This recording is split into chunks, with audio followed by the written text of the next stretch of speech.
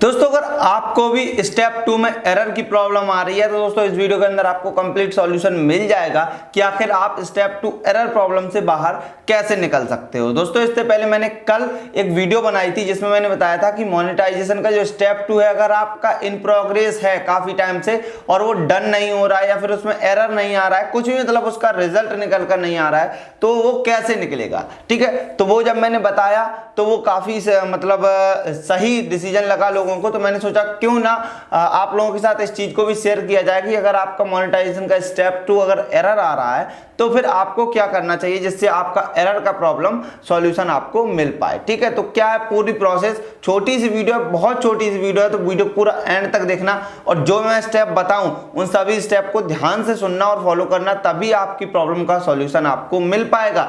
नहीं तो फिर आप भाई भूल जाओगे और कोई भी गलती एडसेंस के अंदर मान्य नहीं की जाती है, आपका एडसेंस फिर हमेशा के लिए भी डिसेबल किया जा सकता है। तो भाई बिल्कुल वीडियो पूरा एंड तक देखना और ध्यान से सुनना, ठीक है, कि मैं आपको क्या समझा रहा हूं। तो चलिए वीडियो स्टार्ट करते हैं, लेकिन उससे पहले चैनल पर पहली बार आए तो वीडियो को लाइक करके चैनल को सब्सक्राइब जरूर कर लीजिएगा ताकि आने वाली ऐसी इंफॉर्मेटिव वीडियो का नोटिफिकेशन आपको तुरंत पहुंच जाएगा। चलिए वीडियो को स्टार्ट करते हैं। दोस्तों मोनेटाइजेशन स्टेप 2 हमें एरर कब आता है, देखिए सबसे पहले जब आप अपने मोनेटाइजेशन के लिए जब आप अप्लाई करते हो, सेकंड स्टेप जब आपका इन प्रोग्रेस रहता है और इन प्रोग्रेस काफी टाइम तक रहता है, ठीक है, यानी कि 7 दिन से ज्यादा अगर आपका इन प्रोग्रेस रहता है तो फिर आपको स्टेप 2 में एरर की प्रॉब्लम का सामना करना पड़ता है। ऐसा 90% केस में होता है, जो 7 दिन से ज्यादा वाले केस होते हैं। ठीक है, अगर आपके साथ कुछ कम में भी है तो भी हो जाता है, लेकिन 7 दिन से ज्यादा वाले केस ज्यादातर यानी कि 90% से ज्यादा 7 दिन के अंदर 7 दिन के बाहर वाले केस होते हैं। ठीक है, अब मान लीजिए कि आपका 7 दिन के बाहर का केस है और आपको स्टेप 2 में एरर आ गया है, अंदर का है उससे कोई मतलब नहीं है, आपको सीधी सी बात एरर आ गया है। ठीक है, एरर आ गया है तो अब उसका सॉल्यूशन क्या है। देखिए एरर कब आती है उस चीज को समझना पड़ेगा। सबसे पहले तो इस चीज को भाई जानो कि एरर आती क्यों है। ठीक है, तो दोस्तों एरर हमें तब आती है, मान लीजिए सपोज दैट कि मेरा ये चैनल है पारस का ज्ञान जो आप देख रहे हो, ठीक है, और इस चैनल के अंदर मैंने कोई एडसेंस अकाउंट को लगा रखा है। ठीक है, जिस भी एडसेंस अकाउंट को मैंने यहाँ पर लगा रखा है उस एडसेंस उसमें किसी का नाम तो पड़ा ही होगा, सीधी सी बात है।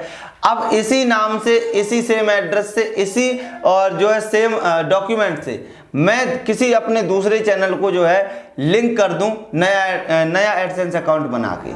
ठीक है, तो अब उससे होगा क्या कि वो जो एडसेंस अकाउंट है उसमें आपको एरर आ जाएगा। क्यों? क्योंकि जो same name same address same document से एक एडसेंस अकाउंट ऑलरेडी है, और जब कोई भी एडसेंस अकाउंट ऑलरेडी होता है तो वहां पर आपको एडसेंस में एरर की प्रॉब्लम आ जाती है। ठीक है, अब बहुत सारे लोग बोलेंगे भैया ऐसा तो है नहीं, मैंने तो एडसेंस नहीं बनाया है, फिर कैसे हो गया।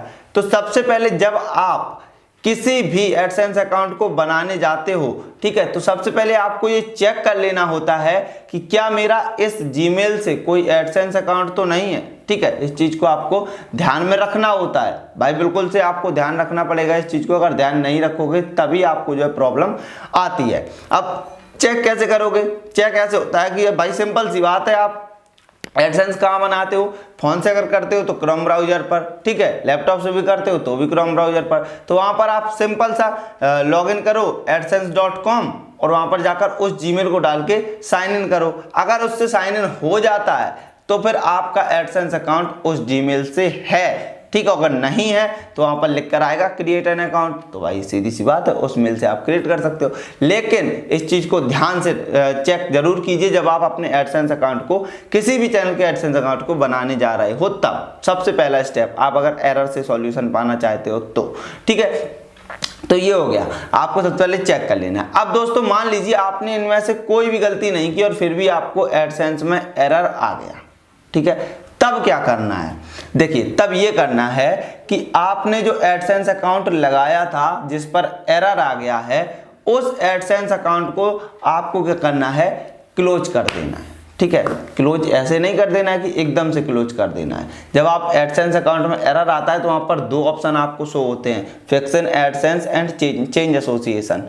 ठीक है, तो आप फिक्सन एडसेंस पे बिल्कुल मत जाना, फिक्सन एडसेंस पर आपको जाने की कोई जरूरत नहीं है। आपको सिंपल सा जाना है चेंज एसोसिएशन पर। चेंज एसोसिएशन पर जाना है और वहां पर आपको अपना जो नया आप एक एडसेंस अकाउंट बनाओ नई जीमेल बना के, ठीक है, और नई जीमेल से जो नया एडसेंस बनाओ वहां पर चेंज एसोसिएशन पे क्लिक करके सिंपल सा आपको ऑप्शन आ जाता है चेंज का, ठीक है, तो वहां पर चेंज कर दो, जो नई जीमेल से बनाओ उस एडसेंस अकाउंट को वहां पर जो है लिंक करके और अप्लाई कर दो, इन प्रोग्रेस में डाल दो। आपका 24 से 48 घंटे के अंदर आपका सेकेंड स्टेप डन हो जाएगा। जी हाँ, बिल्कुल, मैं आपको कोई मतलब मैं फेक नहीं बोल रहा हूँ, जो भी है रियलिटी है, हवा हवाई बात करता नहीं हूँ, ठीक है।